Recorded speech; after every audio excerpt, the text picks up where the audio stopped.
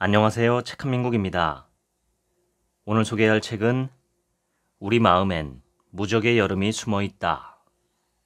지은이는 독일의 타게스 슈피겔 기자 바스 카스트입니다.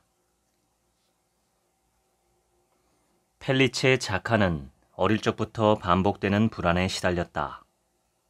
10대가 되자 심한 공황장애가 찾아왔고 어느 순간 우울증도 더해져서 마치 디멘터가 몸과 영혼에서 기쁨과 생명 에너지를 모조리 앗아가 버린 느낌이었다. 20대 후반 예술가를 꿈꾸던 이 호주 출신의 여성은 삶의 방식을 근본적으로 바꾸기로 했다.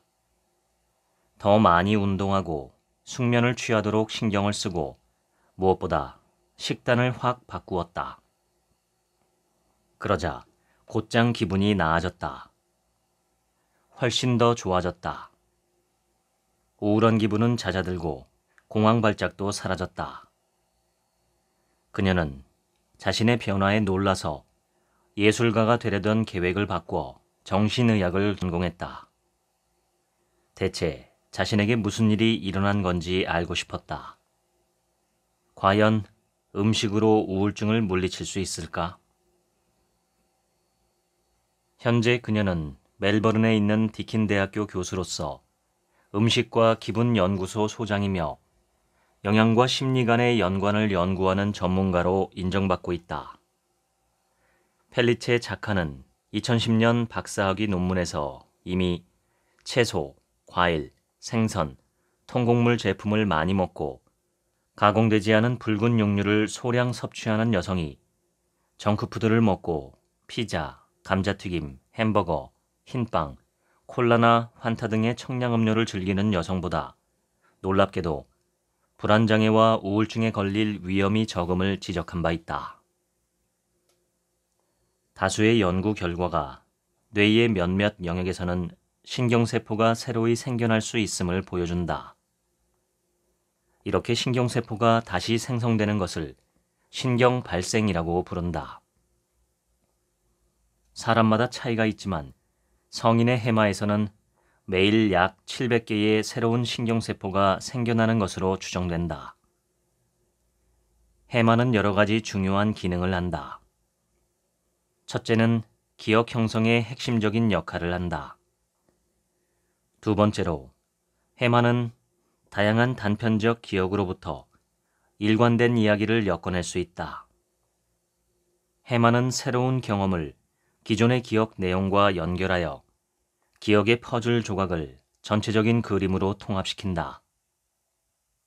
신경과학자들은 해마를 뇌의 이야기꾼이라 부르기도 한다. 세 번째로 해마는 우리의 감정을 조절한다.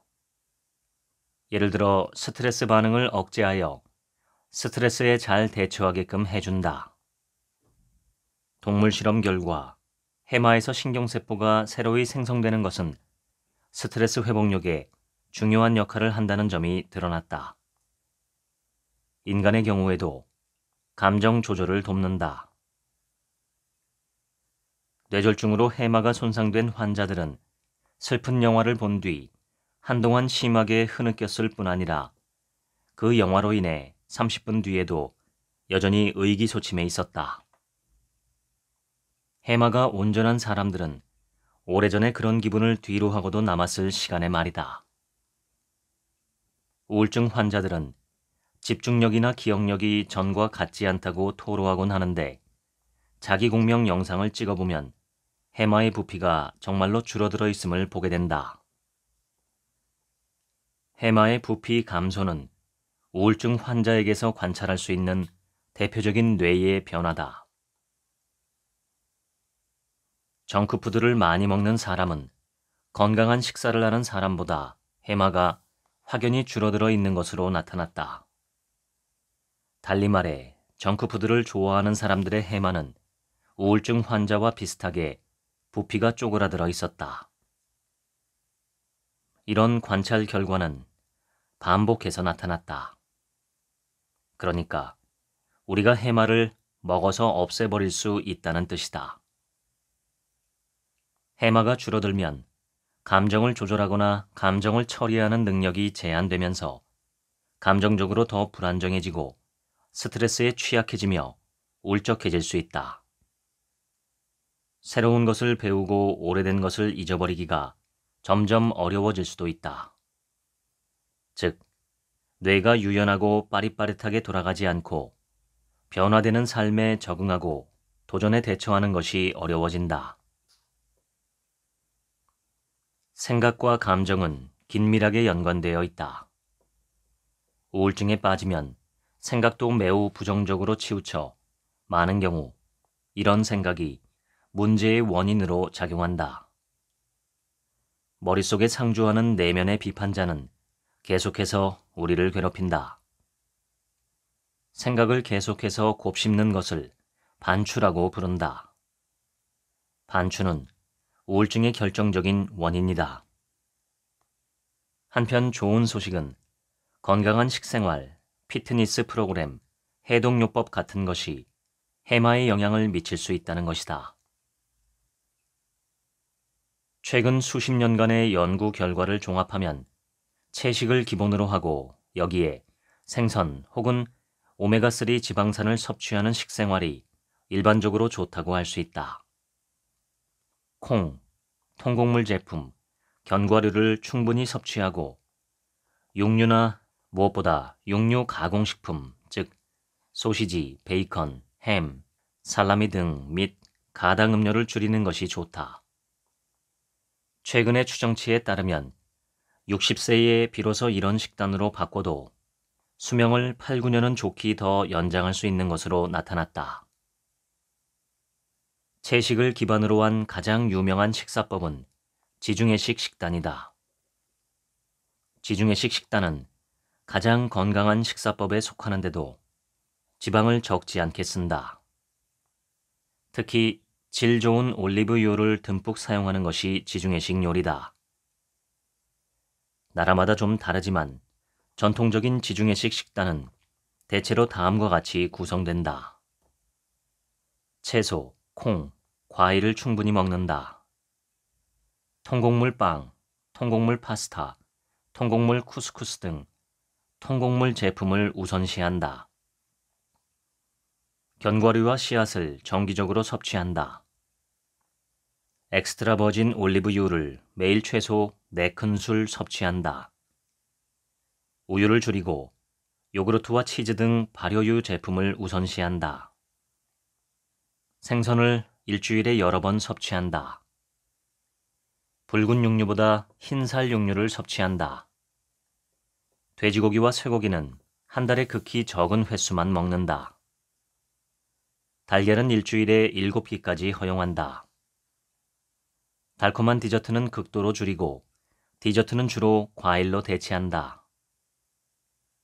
로즈마리, 백리향, 셀비어와 같은 허브, 계피, 마늘을 양념으로 풍성하게 활용하고 소금 양을 제한해 짜지 않게 조리한다. 종종 식사에 와인을 적당량 곁들인다. 허용량은 여성은 최대 1잔, 남성은 최대 2잔이다.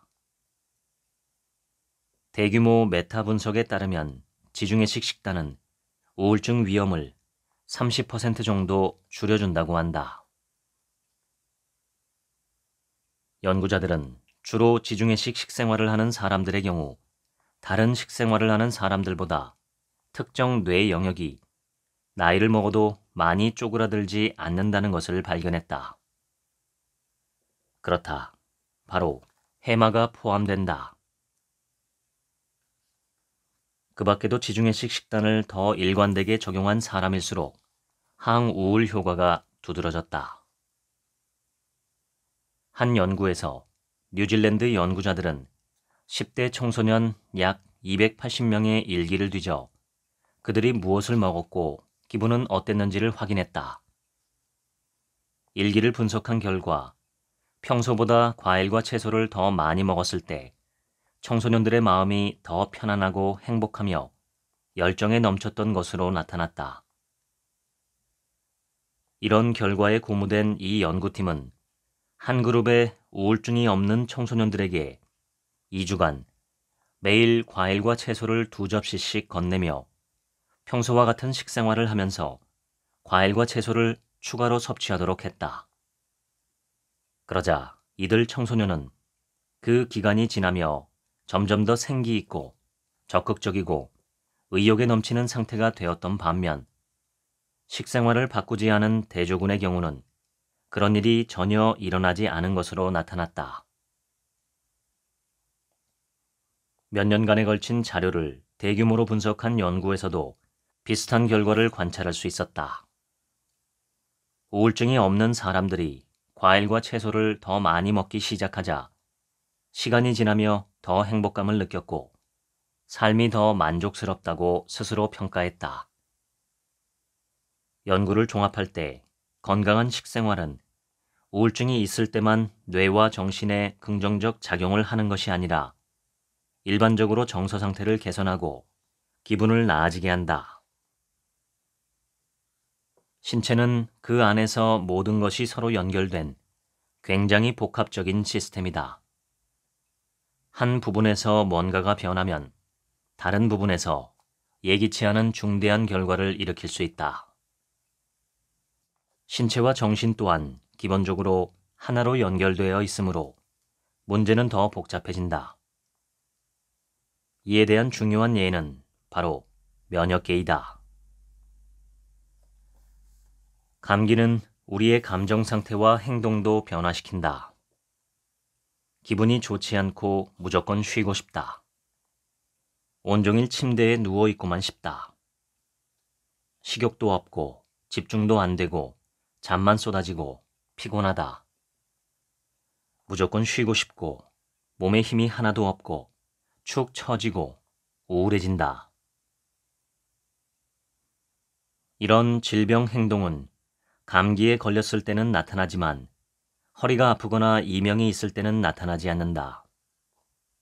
질병 행동은 감염과 연관되어 있기 때문이다. 진짜 범인은 바로 면역계다. 면역계가 경보 상태로 옮겨가자마자 뇌는 질병이라는 프로그램으로 전환된다. 그 결과 우리는 방으로 들어가 홀로 쉬려 함으로써 우리의 시족들에 대한 감염 위험을 줄인다.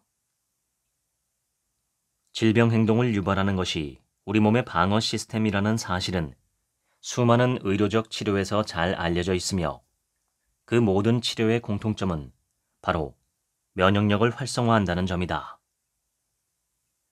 단순한 감기에만 걸려도 면역계가 동원된다. 즉, 면역계가 바이러스나 박테리아뿐 아니라 기분까지 공격한다는 이야기다. 유감스럽게도 오늘날에는 감염 질환이나 상처가 없는데도 면역계가 비상경계 태세를 갖추게 하는 요인들이 매우 많다. 다음과 같은 것이 그런 요인에 속한다. 지속적인 스트레스, 수면 부족, 피로, 운동을 너무 안 해서 생기는 근육 손실, 야외 활동 부족으로 인한 비타민 D 결핍, 흡연, 과음, 과체중, 사회적 고립, 외로움, 고령, 어린 시절에 세균과 너무 접촉이 적었던 경우, 이른바 흙장난 같은 것을 하지 않고 자란 경우, 위에서 언급한 것 외에 만성염증의 또 하나의 결정적인 원인은 바로 나쁜 식사, 즉 패스트푸드와 정크푸드이다. 오메가3 지방산은 우울증을 경감해 줄 수 있는데 오메가3와 지방산이 염증 과정을 완화하기 때문이다. 오메가3의 가장 좋은 공급원은 연어, 청어, 고등어, 정어리, 송어처럼 지방이 풍부한 생선이다. 일주일에 한두 번 생선을 먹으라. 종일 실내에 앉아 자연을 멀리하고 햇빛도 안 쏘이고 운동도 하지 않고 잠도 조금 자고 스트레스는 왕창 받고 게다가 정크푸드까지 먹으면 이런 부자연스러운 생활 방식 때문에 생긴 만성 염증 과정이 뇌에까지 번질 수 있다. 이를 신경염증이라고 부른다.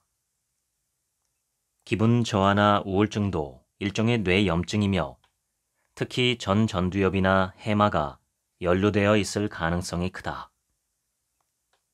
중증 우울증에 시달리다 자살한 사람들의 뇌를 들여다보면 감정과 사고 조절에 중요한 역할을 하는 이 두 영역에서 종종 신경염증 징후가 선명하게 발견된다.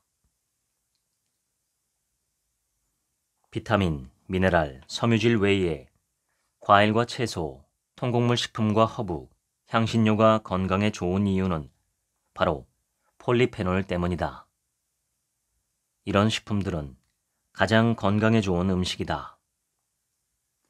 폴리페놀은 많은 경우 항염증 효과도 발휘한다. 따라서 항염증 식단의 기본은 바로 가공되지 않은 형태의 식물성 식품이다. 현대의 라이프 스타일로 인해 우리 모두는 심하지는 않아도 어느 정도 만성염증 상태일 수 있다. 연령대가 높고 비만인 경우, 흡연과 음주를 하는 경우는 특히 만성염증일 확률이 높다. 많은 흡연자는 잠시 흡연을 하는 시간이 스트레스를 줄이는 데 도움이 된다고 느끼는데 그 순간에는 정말 그 말이 맞을 수도 있다. 하지만 연구 결과에 따르면 금연을 하고 1년이 지나면 대부분 체감 스트레스가 전보다 훨씬 줄어든다고 한다. 나아가 담배를 끊으면 장기적으로 기분과 컨디션이 향상된다. 석기시대의 스트레스는 보통 긴급하고 신체적이었다. 검치호가 위협해 오거나 이미 상처를 입어서 목숨을 구하기 위해 미친 듯이 도망가야 하거나 더 쿨하게는 맞서 싸워야 했다. 그래서 상처와 감염에 대비해 신체는 예방 차원에서 방어력을 굉장히 높였다. 그러다 검치호의 위험에서 벗어나거나 감염을 이기고 나면 면역계는 다시금 잠잠해졌다. 문제는 많은 현대인이 처한 상황처럼 스트레스가 도무지 끝나지 않고 만성이 될 때이다. 정글 같은 사무실에서는 야생에서 이따금 동물과 싸우거나 그 밖의 신체적인 도전에 맞서는 일이 아니라 늘 가득 넘치는 스케줄표가 스트레스를 불러일으킨다. 검치호는 정신적 호랑이로 변해 원시 사바나에서 우리 자신의 머릿속으로 자리를 옮겨 앉았다. 그는 머릿속에서 거의 쉼없이 우리를 위협한다. 그 결과 면역계는 좀처럼 쉬지 못하고 계속 비상경계 태세에 있게 된다. 뇌는 이런 경보 분위기를 감지하고 우리가 상처를 입었거나 아프다고 생각하여 진화적으로 입증된 질병 프로그램을 작동시킨다. 그리하여 우리는 피로하고 지친 기분이 되어 의기소침해하고 울적해한다. 건강한 음식은 이런 악순환에서 벗어날 수 있게 하는 좋은 출발점이 될 수 있다. 정크푸드를 많이 먹어서 일시적으로 염증 수준이 높아진 경우라면 항염증 식단을 섭취하면 금세 문제의 뿌리가 뽑힐 것이다. 운동하면 기분도 밝아진다는 말은 새삼스러운 기밀사항은 아니다. 그러나 흥미로운 것은 운동과 스포츠가 우리 뇌가 스트레스와 부정적인 감정을 더 잘 조절할 수 있게 도와준다는 점이다. 운동과 스포츠는 일종의 마인드 컨트롤 훈련이며 심리 치료법임이 드러나고 있다. 운동은 일종의 스트레스 훈련이라고 할 수 있다. 조깅을 한 사람들은 암산 중에 해마가 더 많이 활성화된 것으로 나타났다. 알다시피 해마는 스트레스 반응을 조절한다. 신체 운동이 해마를 자극하여 운동을 하고 난 뒤 해마가 스트레스를 조절하는 자신의 기능을 더 잘 발휘했던 듯하다. 따라서 운동은 뇌가 스트레스를 능동적으로 감소시키는 능력을 발휘하게 도와준다. 운동 자체가 스트레스 요인이므로 운동은 스트레스 또는 더 나아가 부정적인 감정 조절을 연습할 수 있는 좋은 수단이다. 운동은 우리에게 스트레스로 작용하지만 우리는 그 스트레스와 스트레스 수준을 적절한 정도로 조절할 수 있다. 운동은 의식적으로 분량을 통제해가며 스트레스 조절 훈련을 할 수 있는 방법이다. 운동으로 스트레스를 조절하는 훈련을 해두면 스트레스 상황이 우리를 덮칠 때 능히 감당할 수 있다. 평소 스트레스를 많이 받고 다른 부정적인 감정과도 싸워야 하는 사람은 운동을 하면 유익할 것이다. 하버드 대학교 연구진은 정말로 그런지를 규명하고자 나섰다. 연구자들은 실험 참가자들을 두 그룹으로 나누어 한 그룹은 30분간 조깅을 하게 했고 다른 그룹은 스트레칭만 하게 했다. 그리고 나서 모두에게 멜로 영화 중 보는 이가 슬픔에 젖어들게 하는 부분을 보여주었다. 그리고 참가자들이 이런 짓눌린 기분에서 얼마나 잘 빠져나올 수 있는지를 관찰하려고 해리가 셀리를 만났을 때의 우습고 밝은 부분을 보여주었다. 그러면서 계속해서 실험 참가자들의 감정 상태를 체크했다. 이 실험의 결정적인 발견은 단 한 번의 조깅만으로도 울적한 기분을 뚜렷이 개선할 수 있다는 점이었다. 30분간 러닝머신을 뛴 것만으로도 감정 조절 능력이 대폭 향상되었다. 하버드 연구진은 이런 연구 결과를 실생활에서도 확인할 수 있었다.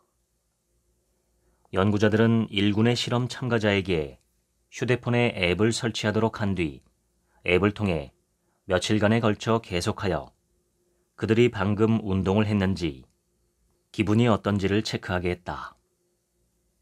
그 결과 운동을 하는 사람들도 일상에서 부정적인 감정을 경험하는 정도는 동일한 것으로 나타났다. 바뀐 것은 부정적인 감정을 극복하는 능력이었다. 운동을 한 사람들은 좋지 않은 기분에 그다지 오래 사로잡혀 있지 않았다. 운동을 한 덕분에 생각을 곱씹는 일에 빠져들지 않았기 때문이다. 반추라 불리는 이런 행동은 기분 저하와 우울증의 본질적인 원인이다. 생각과 감정은 긴밀히 연결되어 있으며 운동은 우리의 생각뿐 아니라 감정을 바꾼다. 운동은 우리의 정신을 생동감 있게 만들고 더 균형 잡힌 기분을 가져다 준다. 한 연구에서는 노인들에게 6개월간 일주일에 3번 1시간씩 빠르게 걷는 운동을 처방했더니 뇌 여러 영역의 부피가 노년기에 일반적으로 감소하는 것과 달리 증가한 것으로 나타났으며 용적이 최대로 증가한 부위는 바로 전두 피질이 속한 뇌의 앞부분이었다. 그 밖에 운동을 하면 해마의 부피가 늘어난다. 일반적으로 노년이 되면 해마가 매년 약 1에서 2%씩 수축한다.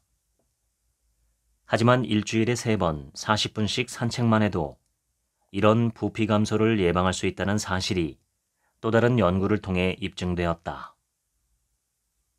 나아가 1년간 이런 식으로 규칙적으로 산책을 하자 60대 후반 참가자들의 해마 부피가 2% 증가한 것으로 드러났다. 한 연구 결과는 특히나 고무적이다. 독일의 신경정신과 의사팀은 1군의 조현병 환자들과 건강한 실험 참가자들에게 3개월간 일주일에 3번 30분씩 실내 자전거를 타도록 권했다. 그러자 단 3개월 만에 해마 부피가 굉장히 증가했는데 조현병 환자들의 경우 평균 약 12%가 증가했고 보통 사람들은 16%가 증가했다. 이 모든 결과를 한 문장으로 요약하면 신체 운동은 스트레스와 부정적 감정을 조절하고 해소시키는 뇌 영역을 새롭게 함으로써 정신 건강을 촉진한다고 말할 수 있다. 미국 애리조나 주립대학의 인류학자 킴 힐은 거의 30년간 수렵 채집인과 함께 어울려 사냥하고 채집하며 그들의 생활을 연구했다. 킴 힐은 특히 파라과이의 열대 우림에 사는 아체라는 부족과 함께 시간을 보냈는데 아체족은 늘 일어서서 시간을 보낸다. 비가 오지 않는 날이면 남자들은 사냥에 나선다. 약 10km를 보통 걸음으로 걸어가는데 숲이 우거지고 빽빽한 정글을 통과하기 때문에 평지를 걸어다닐 때보다 훨씬 힘이 든다. 사냥감을 추격하기 시작하면 대부분은 추가로 1-2km를 마구 달려야 한다. 수렵 채집 사회에서는 여성들도 마찬가지로 제대로 앉아있는 법이 없다. 늘 일어서서 채소, 과일, 견과류, 베리류, 새알 등을 끊임없이 수집한다. 때론 작은 동물을 사냥하기도 하고 화살에 맞아 쓰러진 먹잇감을 캠프로 가져오기도 한다. 아이를 업은 채로 물을 깃고 나무를 하고 수집을 한다. 아이들이 평균 4살 정도가 되면 엄마들은 아이를 업거나 안아서 수천 킬로미터를 이동한 셈이 된다. 하루를 바쁘게 움직인 수렵 채집인은 저녁에도 멍하니 텔레비전 앞에 앉아 넷플릭스 시리즈나 시청하지 않는다. 그들은 종종 춤을 추며 저녁을 보낸다. 일주일에 여러 번 같이 어울려 춤을 추는데 2-3시간을 춤추며 보내기도 한다. 우리 몸은 아침부터 저녁까지 끊임없이 다양한 방식으로 움직이는 데 익숙하다. 몇 시간씩 앉은 채로 보내는 오늘날의 평범한 모습은 우리 몸에는 굉장히 예외적인 상태다. 운동을 시작하는 사람이야말로 원래의 정상 상태로 돌아가는 거라고 할 수 있다. 수백만 년 된 우리 본성과 만나는 것이며 등한시했던 자신의 본질적인 부분과 만나는 것이다. 그럼으로써 심신의 균형을 이룰 수 있다. 한마디로 말하면 조금이라도 부지런히 몸을 움직일수록 좋다. 더 많이 움직이는 것은 보통은 더 좋다. 영국 옥스퍼드 대학교와 미국 예일 대학교 연구진은 운동이 정신건강에 미치는 영향에 대해 몇몇 연구 결과를 발표했는데 예상했던 바대로 운동을 많이 하는 사람들이 심리적인 문제를 덜 겪는 것으로 나타났다. 정서적인 면에서 일주일에 3에서 5회 45분간 운동을 하는 사람이 가장 좋은 점수를 받았다. 이 연구에서 주목할 만한 또 다른 결과는 모든 형태의 운동이 도움되지만 다른 사람과 함께 어울려 배드민턴, 농구, 테니스, 축구, 핸드볼, 배구, 스쿼시, 탁구, 프리스비 등을 하면 특히나 정서에 유익하다는 것이다. 사람들과 어울려 운동을 하면 즐겁고 의욕이 솟고 신이 나기 때문이다. 편안한 분위기에서 함께 어울리는 것만으로 긍정적인 효과를 낸다. 뇌에는 사용하지 않으면 사라진다라는 원칙이 적용된다. 연결된 신경길을 사용하지 않으면 그 신경길은 사라져버린다. 뇌가 자원을 낭비하지 않기 때문이다. 자, 결론을 내려보자. 일상에서 운동을 가능하면 많이 하라. 나는 약간 길게 통화할 일이 생기면 전화를 가지고 밖으로 나와서 걸어다니며 통화를 한다. 걸어다닐 때면 좋은 생각도 곧잘 떠오른다. 가능하면 운동이 일상의 구성 요소가 되게끔 운동을 일상에 편입시키면 좋다. 출근길에도 엘리베이터 대신 되도록 계단을 이용하라. 사람을 만날 때도 공원 같은 곳을 산책하며 이야기를 나누면 좋다. 미국 연구자들에 따르면 운동이 건강에 미치는 효과는 지대해서 통계적으로 1시간 동안 조깅해주면 추가로 수명이 7시간 늘어난다고 한다. 이것은 아마도 조깅 말고 다른 운동에도 해당된다. 일시적이고 목표 지향적인 스트레스 경험은 신체로 하여금 졸던 상태에서 깨어나 방어력을 동원하게 해준다. 그리하여 스트레스 경험을 통해 단련되어 신체적으로뿐 아니라 정신적으로도 더 강단 있는 사람이 될 수 있다. 과학에서는 이런 현상을 호르메시스라고 부른다. 호르메시스는 그리스어로 자극을 뜻한다. 호르메시스 원칙은 나를 죽이지 못하는 것은 나를 더 강하게 만든다라는 니체의 모토와 상통한다. 호르메시스 1. 단식. 가장 간단한 스트레스 요인은 바로 단식이다. 간헐적 단식을 통해 몸의 생리가 굉장히 변화한다. 단식을 해본 사람들은 정신이 맑아진 기분이었으며 내적으로 더 평온을 느낄 뿐더러 기분도 훨씬 나아졌다고 말한다. 단식으로 신체 건강뿐 아니라 정신 건강도 좋아지는 사람들이 많다. 호르메시스 2. 냉수욕. 찬물에 뛰어들어 본 사람은 신체가 어떻게 반응하는지 알고 있다. 몸은 차가운 것에 쇼크 반응을 일으킨다. 잠시 동안 거의 숨을 쉴 수가 없고 몸이 뻣뻣해지고 숨이 차서 과호흡을 하고 심장이 쿵쾅대고 스트레스 호르몬이 혈관으로 분출되고 혈압이 오른다. 이 모든 현상이 정서를 자극한다. 여기서 포인트는 우리가 낮은 온도에 점차로 익숙해지면 다시금 어느 정도 심호흡을 하고 나서 안정을 되찾는다는 점이다. 이것은 공황 발작을 조절할 때와 비슷하다. 조깅이나 운동과 마찬가지로 추위를 통해 스트레스 반응을 훈련할 수 있다. 추위라는 스트레스 요인을 수단으로 회복력을 연습해두면 신체적인 것이든 정신적인 것이든 다음번 충격은 우리에게 그렇게 무리가 되지 않는다. 규칙적으로 바다나 강, 호수에서 수영을 하는 아웃도어 수영 선수들에게 물어보면 많은 선수가 한결같이 차가운 물속에서 수영하는 것이 우울증과 불안에 효과적이라고 강력히 추천한다. 아이스맨이라 불리는 빔 호프도 그중 한 사람이다. 그는 세계에서 가장 유명한 아웃도어 수영 선수이자 극한의 추위를 견딜 수 있는 네덜란드의 익스트림 운동 선수로 청소년기에 이미 본인이 찬물을 좋아한다는 것을 깨달았다.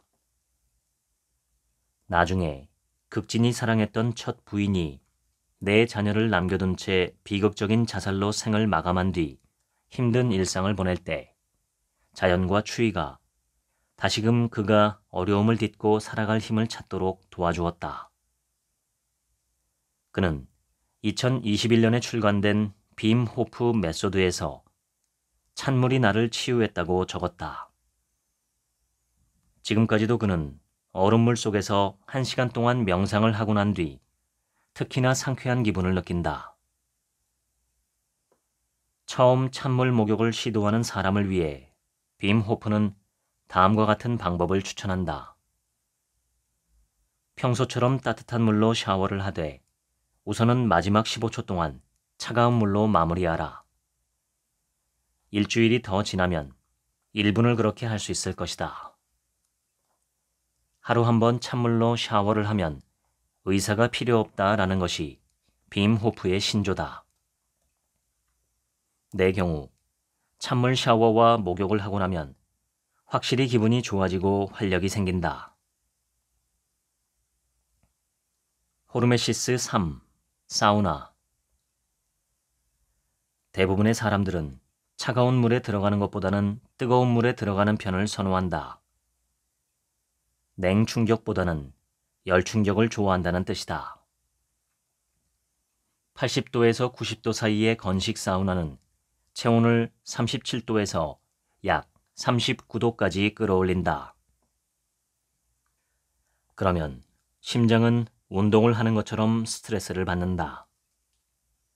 심박동이 빨라지고 심장 근육은 더 많은 혈액을 펌프질하여 온몸에 순환시키며 혈압이 상승한다.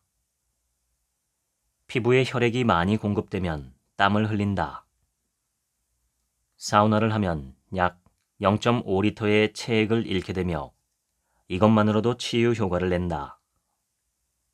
신체는 이런 경로를 통해 평소 소변으로 배출하는 것보다 경금속과 중금속을 더 많이 배출하기 때문이다. 예를 들자면 알루미늄은 4배, 납은 17배를 배출한다. 규칙적으로 사우나에 다니는 사람이 염증 수준과 혈압이 더 낮은 것으로 관찰되는 것은 우연이 아니다. 이 모든 일은 심장과 신체 건강에 유익하다. 핀란드에서 실시된 대규모 연구에 따르면 일주일에 2, 3회 사우나를 하는 남성은 일주일에 한 번만 사우나에 가는 남성보다 심혈관 질환으로 사망할 위험이 27% 낮다.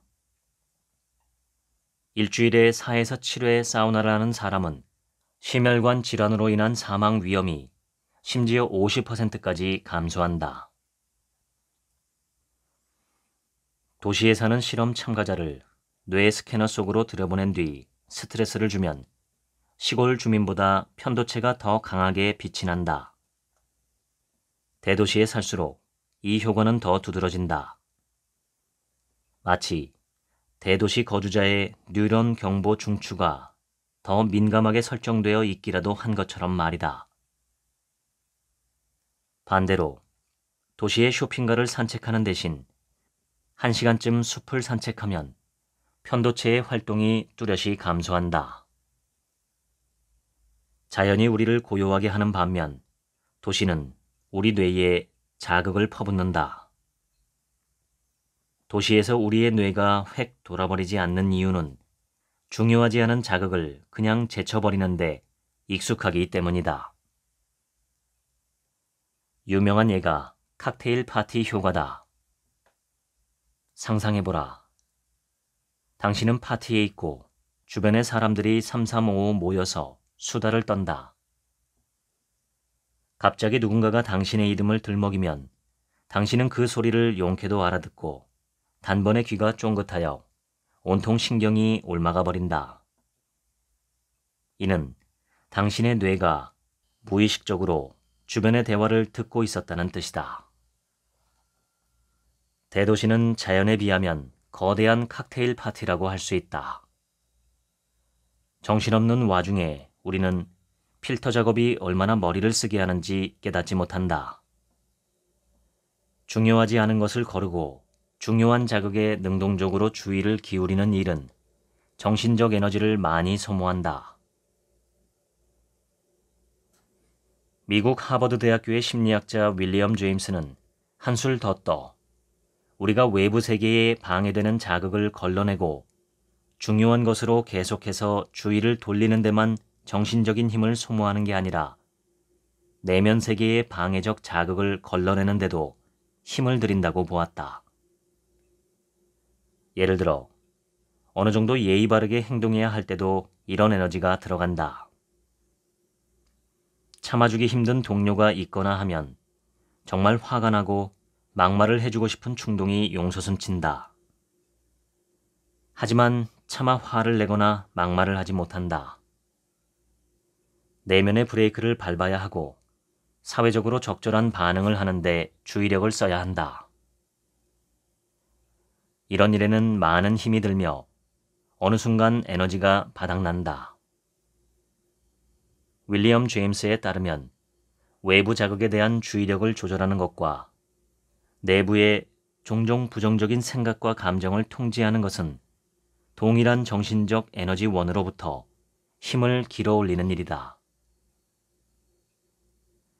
우리는 주관적으로 이런 중독을 정신적 피로로 느끼는 듯하다. 너른 자연에서 뇌는 편안하게 이완된다. 1984년 로저 울리히가 미국 학술지 사이언스에 놀라운 연구 결과를 발표했다. 로저 울리히는 10대 시절 몇 년에 걸쳐 고질적인 신장염이 툭하면 재발을 하는 바람에 여러 주를 집안에서 침대에 누워보내야 했다. 그가 이런 지난한 시간을 무던히 보낼 수 있었던 이유는 바로 창밖으로 보이는 커다란 소나무 덕분이었다. 훗날 과학자가 된 울리히는 담낭 제거 수술을 받고 입원해 있는 환자 두 그룹의 진료 데이터를 비교해보자는 생각에 이르렀다. 어떤 환자는 갈색 건물벽이 보이는 병실을 배정받거나 아름드리 화렵수가 보이는 병실에 배정받았다. 창밖 풍경이 다르다는 것 외에 병실의 다른 조건과 치료 조건은 거의 동일했다. 자연 풍경을 즐길 수 있었던 환자는 치료가 더 빠르게 진척되었다. 더 일찍 퇴원해서 집으로 돌아갈 수 있었다. 오직 창밖의 풍경 때문에 이 모든 일이 일어났던 것이다. 울리히는 가장 큰 이유가 스트레스 감소 때문이라고 보았다. 자연 풍경을 보면 긴장이 풀리고 마음이 편해진다는 사실이 어떤 역할을 하는 건 분명하다. 미국의 두 연구자가 시카고에서 사회적 취약계층에 속한 145명의 여성을 인터뷰했다. 이 여성들은 평균 30대 중반으로 시카고시 복지시설에 입주해 생활을 했는데 각각의 생활 공간은 무작위로 배정되었다. 어떤 여성은 콘크리트와 아스팔트가 보이는 집에서 생활했고 어떤 여성은 나무들이 심어진 잔디밭을 조망하며 생활했다. 연구 결과 잔디와 나무를 조망하는 공간에 사는 여성은 폭력 성향이 덜했고 주의력을 더 오랜 시간 발휘할 수 있는 것으로 나타났다. 달리 말해 주의력이 떨어질수록 더 공격적인 사람이 된다고 할 수 있다. 더 정확히 말하자면 공격성을 더 많이 표출하게 된다. 요약해보자. 우리의 주의력은 자연에서 멀리 떨어져 대도시에서 살아가며 굉장히 혹사당하는 형편이다. 그러다 보니 우리는 만성적으로 정신적 피로에 시달리는 거라고 시카고 연구진은 결론을 내렸다. 상황이 이렇다 보니 내적 충동을 잘 조절할 정신력이 남지 않게 된다. 다시 한번 생각하지 못하고 충동에 굴복해 버리게 되는 것이다. 미국 미시간 대학교 앤 아버의 심리학자 스티븐 카플란의 말을 빌리면 자연은 우리의 뇌에 부드러운 매력을 발산한다. 공원, 햇빛이 반짝이는 호수, 바다 등 모든 자연은 감각을 자극한다. 그러나 액션 영화나 비디오 게임처럼 과잉 자극하지는 않는다. 부드러운 자극은 주의력의 근육을 마사지하듯 작용하고 과도하게 요구하기보다는 위로를 준다. 집중력이 떨어지고 정신적으로 점점 더 피로를 느낀다고 하여 사고력이나 감정을 느끼는 능력이 약해지는 건 아니다. 생각이나 감정은 계속해서 무의식으로부터 불쑥불쑥 올라온다. 약해지는 건 바로 이런 자극을 일찌감치 인식하고 주의력을 기울여 그것에 무작정 굴복하지 않는 능력이다. 스탠퍼드 연구자들은 자연 산책이 우울증의 전형적인 특징인 반추, 즉 생각을 곱씹고 또 곱씹는 일을 막아주는 좋은 수단임을 증명했다. 우울증 환자에게 자연 속에서의 심리치료가 그들에게 왜 더 유쾌하게 느껴지는지 질문하면 종종 이런 대답이 나온다. 자연은 그냥 거기에 있고 판단하지 않는다고. 자연 앞에서는 그냥 있는 모습 그대로 존재해도 되는 느낌이라고. 특히 우울증에 있는 사람들은 종종 자신과의 싸움으로 속이 시끄럽다. 우리에게 죄책감을 불어넣거나 보잘것없는 사람이라는 느낌을 주는 내면의 비판자와의 싸움 때문이다. 자연에서는 그런 싸움이 없다. 자연은 고요하고 강인하고 회복력이 있고 주어진 그대로를 받아들인다. 자연 속으로 나아가면 자연의 강인하고 평온하고 수용적인 태도가 우리에게도 물들 수 있다. 자연 속에서 심호흡을 하면 더 조화롭고 편안한 기분이 될 수 있다. 영국의 연구자 조지 맥케론은 휴대폰 앱을 도구로 이 사실을 설득력 있게 입증했다. 앱을 설치한 사람은 하루에 한 번 또는 여러 번 신호음을 듣게 되고 그때마다 자신이 지금 실내에 있는지 야외에 있는지 지금 기분이 어떤지 등 몇몇 질문에 대답해야 했다. 동시에 GPS를 통해 위치 파악이 이루어졌다. 이 방대한 데이터 세트 분석 결과에 따르면 사람들은 바깥 자연 속에 있을 때가 가장 행복하다. 행복은 우리가 의미 있는 활동을 하는지, 좋은 친구들과 어울리고 어느 정도 건강한지, 우리가 현재 어디에 있는지 같은 단순한 질문에도 좌우된다. 자연 속에 있을 때 우리는 컨디션이 좋으며 그중 바닷가에 있을 때 최고로 행복하다. 아동과 청소년의 야외 활동 시간이 극히 적은 아시아의 여러 지역에서는 10대 청소년의 90% 이상이 근시로 고생한다. 예를 들어 서울에서는 19세 남성의 무려 96.5%가 근시다. 눈이 비정상적으로 성장하지 않고 제대로 발달하려면 최소한의 양의 햇빛이 망막을 자극해야 한다. 하지만 몇몇 아시아 나라의 아이들은 햇빛을 거의 보지 못한다. 게다가 그들은 장시간 연속으로 책과 텍스트, 스마트폰, 아이패드, 그 외 모니터를 쳐다보며 생활한다. 주의력 결핍 장애가 지난 몇십 년간 엄청나게 늘었다는 사실은 우리가 자연과 멀어지고 소외되었다는 점과 맞물려 특히 중요하게 다가온다. 구체적으로 말해 우리는 될 수 있는 대로 더 많이 밖으로 나가야 한다. 일찌감치 우리를 배출했던 세계와 다시금 연결되어야 한다. 자연은 사치스러운 것이 아니라 가장 기본적인 것이다. 풀밭에서 놀고 나무에 오르고 자연을 경험하고 온전히 숲을 경험하는 것은 삶에 꼭 필요한 일이다. 한 연구에서 국제연구진은 거의 2만 명의 데이터를 바탕으로 일주일에 최소한 좋게 2시간은 야외 활동을 해줘야 한다는 결론을 내렸다. 자유로워지고 싶다면 도망치지 말라.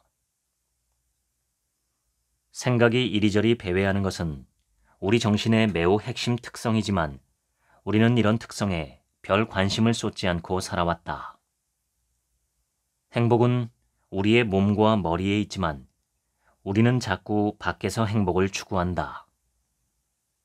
완벽한 파트너를 만나면, 직업적으로 성공하면, 돈을 많이 벌면, 이국적인 곳으로 여행을 하면 행복해질 거라고 생각한다.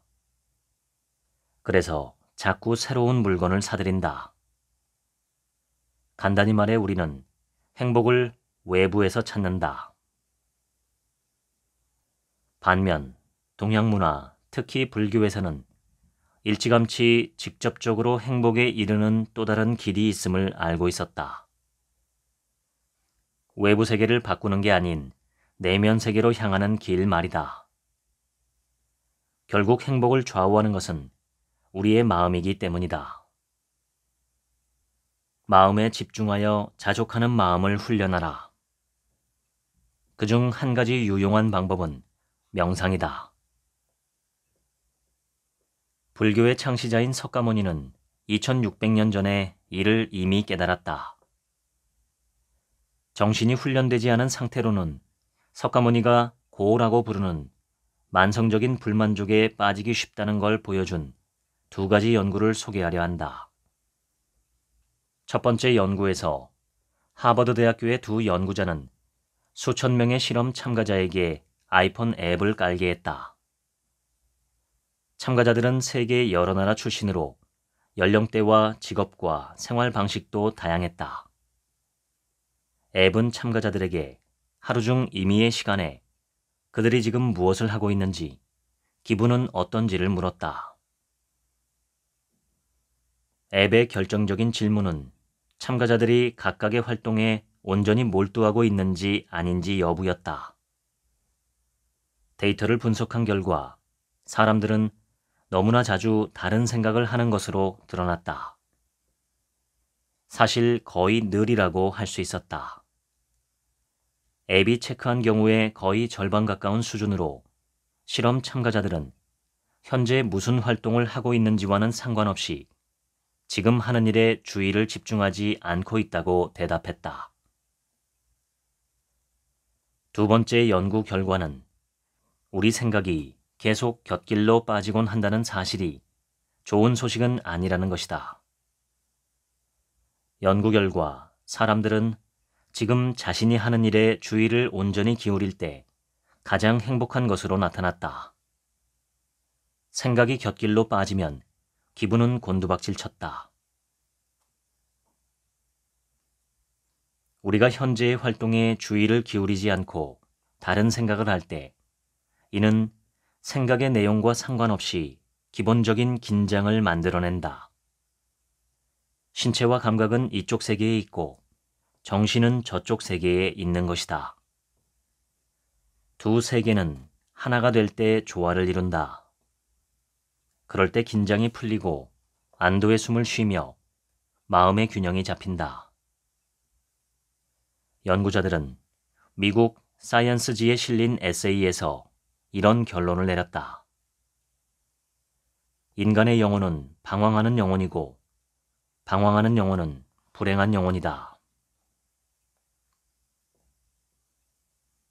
두 연구 결과를 잠시 요약해보면 훈련되지 않은 상태의 정신은 계속해서 부지불식 중에 방황을 하고 이것 때문에 우리의 기분은 저하된다.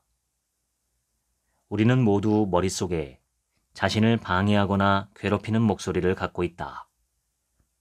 이런 목소리는 도대체 입을 다물지 않는다.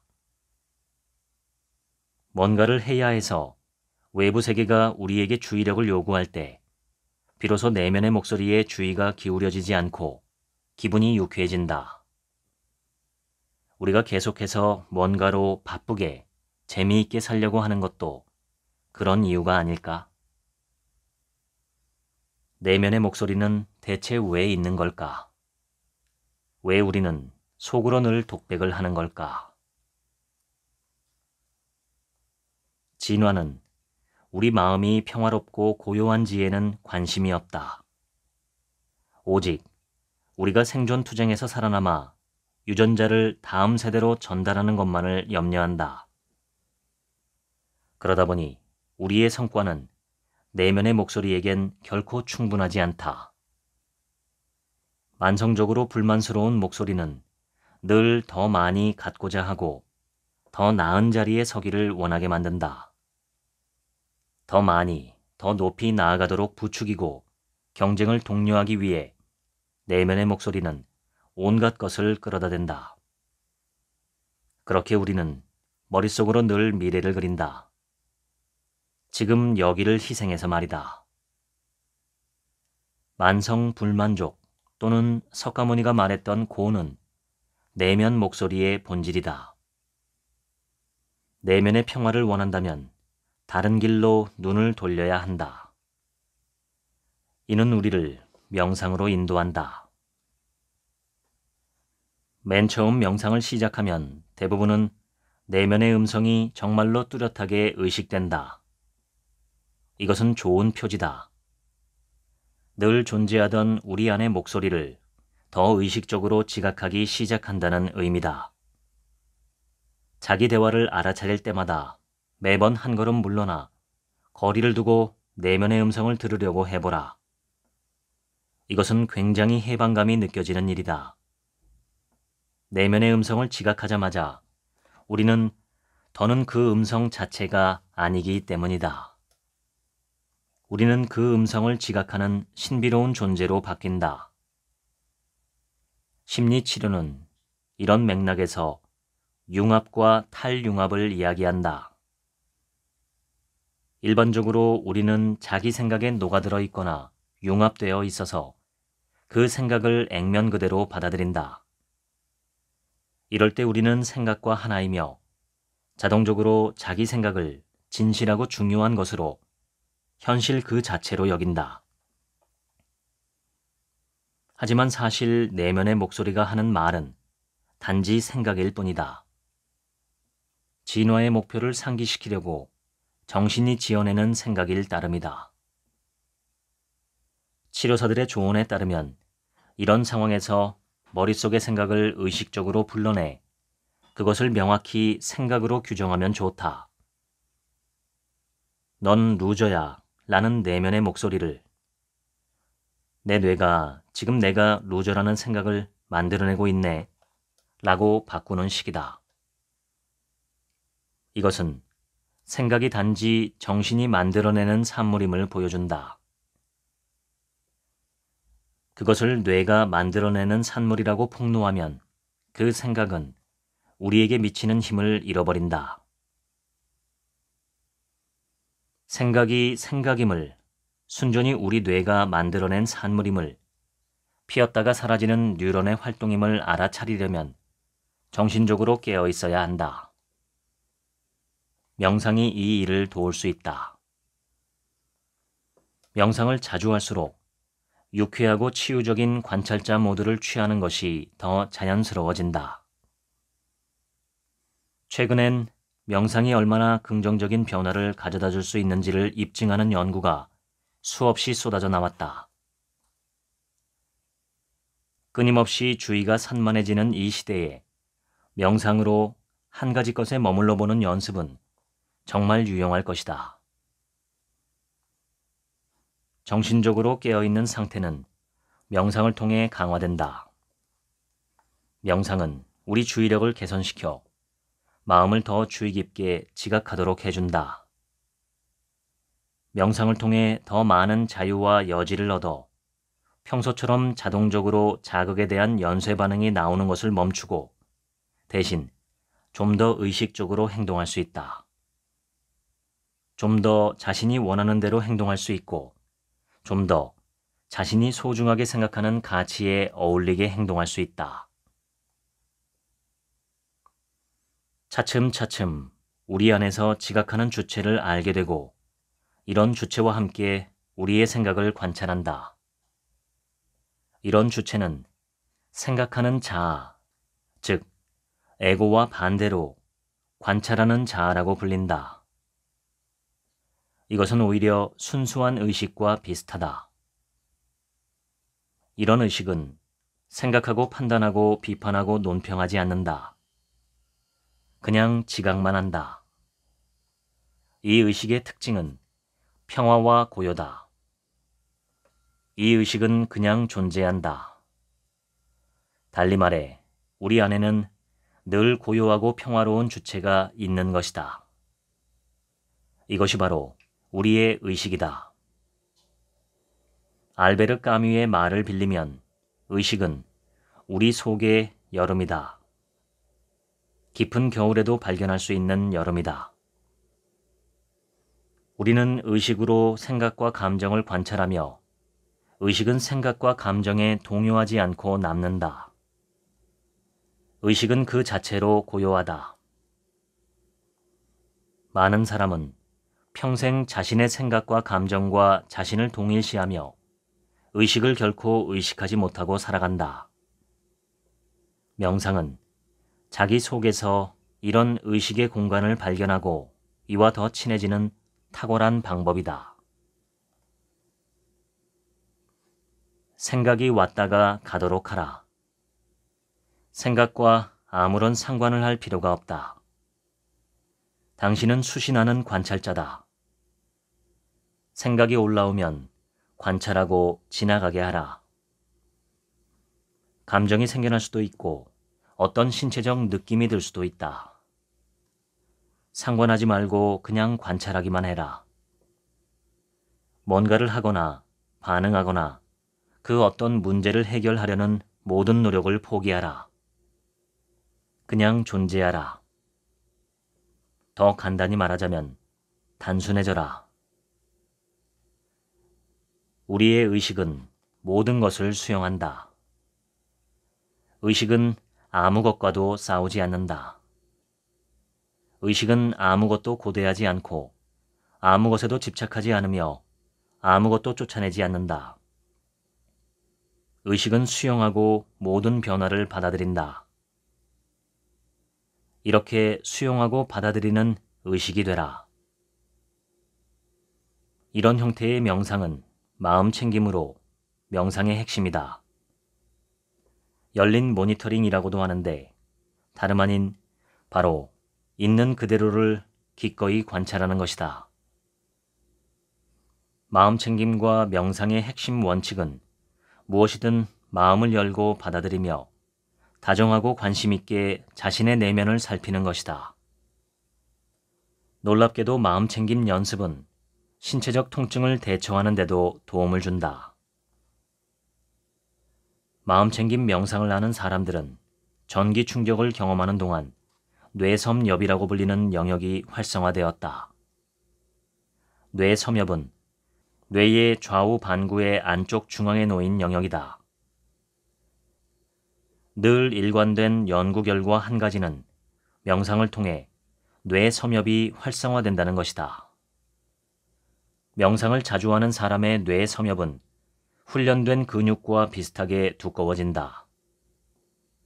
뇌섬엽은 신체 지각을 상당 부분 담당하는 영역이다. 따라서 명상을 하는 사람들은 뇌섬엽을 도구로 통증을 아주 명확하게 지각하지만 동시에 그로 인한 고통은 덜하다. 통증에 대한 저항, 즉 싸움을 포기할 수 있었기 때문이다. 그들은 관찰자 모드에서 통증을 지각했다. 결국 모든 형태의 괴로움은 우리 안에 무엇인가가 현 상태에 저항하는 데서 비롯된다. 우리 삶에 무엇인가가 탐탁치 않게 굴러가고 우리는 그것을 받아들이고 싶지 않다. 우리는 속으로 현실과 싸운다. 정확히 말하면 명상과 마음 챙김은 삶에서 우리를 괴롭히는 그 모든 불안과 걱정을 위한 직면요법이라고 할 수 있다. 머릿속의 목소리가 온갖 걱정을 늘어놓으면 그런 생각을 그냥 지각하라. 그리고 가능하면 평온하게 관찰자 모드로 거리를 둔 채 그것이 우리 곁을 지나가게 하라. 반응하지 말고 그냥 용인하라. 명상을 하면 자신 속에 있는 것이 무엇이고 우리 자신이 누구인가에 대해 별로 두려워하지 않게 된다. 더는 자신에게서 도망칠 필요가 없이 자신과 자신의 경험을 받아들일 수 있다. 트리거가 될 수 있는 내적, 외적 자극은 점점 적어진다. 더는 그 어떤 기억, 경험, 상황 또는 사람을 피하려고 몸을 사릴 필요가 없어진다. 우리는 정말로 자유로워진다. 내적으로 경직되거나 방어 태세를 보이지 않고 열린 태도로 삶을 살아갈 수 있다. 스토아 철학의 핵심은 운명의 타격에 최대한 평온하게 반응하는 것이다. 세네카에 따르면 제노는 배가 난파해 전 재산을 잃게 되자 운명이 나를 철학하며 사는 더 자유로운 길로 인도하려 하는구나 라고 말했다고 한다. 네로가 자살을 명령했을 때 세네카 자신도 마찬가지로 침착한 반응을 보였다. 그들은 적극적으로 평정심을 유지하는 훈련을 했고 여러 가지 철학적 통찰과 심리 기법을 활용했다. 특히 다음의 두 가지는 일상에서 도움이 된다. 첫 번째 통찰은 에픽테토스에게서 비롯한다. 에픽테토스 편람 첫 문장은 다음과 같다. 어떤 일들은 우리 힘이 미치는 범위에 있지만 어떤 일들은 그렇지 않다. 에픽테토스는 이런 이유에서 자신의 힘이 닿고 스스로 영향을 미칠 수 있는 것에 집중하라고 조언한다. 에픽테토스에 따르면 우리는 너무나 자주 통제할 수 없는 것을 통제하려 한다. 우리 손에 달린 일, 우리의 과제인 일, 우리가 영향을 미칠 수 있는 일을 책임있게 해야 한다. 그 이상은 불가능하다. 조언 2. 불행을 예상하는 연습을 하라. 이 방법은 바로 나쁜 사건이나 불행을 속으로 예상해 보는 것이다. 그런 생각에 익숙해지면 정말로 그런 사건이 닥쳐도 소스라치게 놀라거나 압도되지 않게 된다. 운명의 타격을 받지 않는다고 해도 불행을 예상해 보는 것은 긍정적인 효과를 지닌다. 이럭저럭 지내는 것만으로도 아주 다행스럽다는 사실이 확실해지기 때문이다. 에픽테토스와 마르쿠스 아우렐리우스는 심지어 자신의 자녀가 언제든 세상을 떠날 수 있다는 사실을 눈앞에 그려보는 것이 마음에 유익하다고 말한다. 트라우마에 맞서는 것은 많은 경우 너무나 고통스러운 일이기에 우리는 트라우마를 억압하며 길을 쓰고 다시는 경험하지 않고자 한다. 당신이 저항하는 건 계속 남는다. 받아들이는 것만이 해체된다. 스위스의 신경정신의학자 칼 융은 이렇게 말했다. 우리는 우리 안의 악마를 두려워해 한사코 피하려 한다. 하지만 우리가 그것에서 도망치려 하고 우리 안에 가둬놓으려 하고 어둠 속에 놓아두려 할수록 그것은 우리에게 힘을 행사하고 그 힘은 오히려 더 커진다. 방향을 전환해 두려움을 안겨주는 악마에게 다가갈 때 비로소 그 악마는 뒤로 물러나고 힘을 잃어버리며 우리는 더 강인한 사람이 된다. 지금까지 우리 마음엔 무적의 여름이 숨어 있다 읽어드렸습니다. 지금부턴 제 얘기입니다. 잘 살기 위해서 필요한 것은 잘 먹고 잘 움직이고 잘 쉬는 것입니다. 이 세 가지를 한 글자씩으로 줄이면 식동휴인데 좀 더 발음하기 편하게 말씀드리면 휴식동이죠. 밤에 잠을 자며 휴식을 취하고 일어나면 밥을 먹고 낮에는 활발하게 움직이는 것입니다. 누우면 죽고 걸으면 산다라는 베스트셀러의 저자 화타 김영길 한약사님은 특히 움직임을 강조합니다. 조금 지나치다 싶을 정도로 몸을 과하게 움직이는 것이 건강과 장수의 비결이라는 것이죠. 평생을 시골에서 살아오신 제 큰 고모님은 90이 넘은 몸으로도 혼자 텃밭을 가꾸며 건강하게 살고 계십니다. 평생 그런 고된 노동을 통해서 몸의 기혈순환이 잘 이루어진 것이 그런 건강의 비결이 아닐까 생각합니다. 대부분의 현대인들은 어려서부터 퇴직할 때까지 콘크리트 건물 속에서 앉아있는 시간이 무척 많습니다.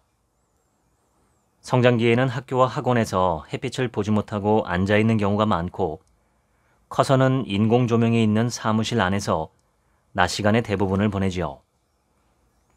그 결과는 몸과 마음의 불건강과 불만입니다. 이 책의 맨 뒷부분 에필로그에 마음의 저항력을 키우기 위한 10가지의 길이 요약되어 있습니다. 첫 번째는 건강한 식생활, 특히 채식 위주의 식생활과 지중해식 식단입니다. 두 번째는 운동, 세 번째는 호르메시스라고 하는 신체에 가하는 의도적이고 일시적인 스트레스입니다. 찬물 목욕이나 뜨거운 사우나 같은 것이죠. 네 번째는 자연과의 접촉. 다섯 번째는 충분한 수면. 여섯 번째는 낮에 햇빛 쬐기. 일곱 번째는 명상. 여덟 번째는 스토어적 삶의 기술. 아홉 번째는 독특하게도 MDMA와 같은 승인받은 약물을 통한 영적 체험. 열 번째는 이웃이나 친구와의 우정과 사회적 교류입니다. 이런 것들을 숙제로 여기면 고생입니다. 일상의 습관처럼 만드는 것이 좋습니다. 일상생활에서 쉽게 적용할 수 있는 심신의 건강을 위한 습관 몇 가지를 말씀드리겠습니다. 이 습관들은 저도 일상생활에서 날마다 적용하는 것입니다. 가장 중요한 것은 잠입니다. 특히 중요한 것은 늦게 잠들지 않는 것입니다. 늦게 잠드는 날은 뭔가 그럴 만한 일이 있기 때문에 늦게 잠이 듭니다. 뭔가 그럴 만한 일이 어떤 일이 있는지 미리 추측하고 늦게 잠드는 일이 없도록 미리 오후나 저녁에 처리하는 것이 좋습니다. 하루에 최소 7시간 반에서 8시간의 수면 시간은 확보하는 것이 좋습니다. 두 번째는 날마다 격한 운동을 하거나 격한 노동을 하는 것입니다. 걷기와 같은 가벼운 운동은 매일 하는 것이 좋지만 신체 부위를 달리해가며 최소 1시간 정도 몸이 벅찰 정도로 운동하는 것이 좋습니다. 대표적으로 팔굽혀펴기, 맨몸 스쿼트, 철봉 턱걸이 등이 있죠. 습관화하는 것이 중요합니다. 저는 영상 편집을 할 때 항상 운동하는 습관을 갖고 있습니다. 1시간짜리 영상을 만들기 위해서는 녹음 시간 1시간 10분 정도가 소요되는데 그것을 다시 들으며 편집하는 데는 최소한 1시간 40분 정도가 걸립니다. 그 편집 시간 동안 팔굽혀펴기나 맨몸 스쿼트, 철봉 턱걸이를 하죠. 물론 귀로는 편집을 해야 하는 영상의 소리에 집중합니다. 세 번째는 이 책에도 나와 있듯이 건강한 식사를 하는 것입니다. 특히 적게 먹는 것이 중요합니다. 더 정확히 말하면 적게 먹기보다 과식하지 않는 습관이 중요하죠. 신선한 과일과 채소는 지금보다 더 많이 섭취해야 하고 육류나 가공식품은 되도록 적게 먹는 게 좋습니다. 네 번째는 명상입니다. 날마다 하는 명상은 해본 사람이 아니면 알 수 없는 놀라운 효과가 있습니다. 홀로 고요히 있는 시간에 명상을 하거나 일상생활에서 눈을 뜨고 걸어다니면서도 명상을 할 수 있습니다. 몸 근육과 몸 건강을 위해서 우리는 걷고 달리고 운동과 노동을 합니다. 명상은 마음 건강을 위한 최고의 운동이라고 생각합니다. 일종의 멘탈 스포츠인 셈이죠. 잘 쉬고, 잘 먹고, 잘 움직이고 명상을 하면 더 만족스러운 삶으로 한 발 나아갈 수 있습니다. 큰 돈이나 소원 성취가 없어도 말이죠. 항상 밝고 즐겁고 유쾌하고 따뜻한 삶을 살아보시면 어떨까요? 무엇보다 자기 자신에게 가장 좋습니다. 지금까지 책 한 민국의 하루치 생각이었습니다. 감사합니다.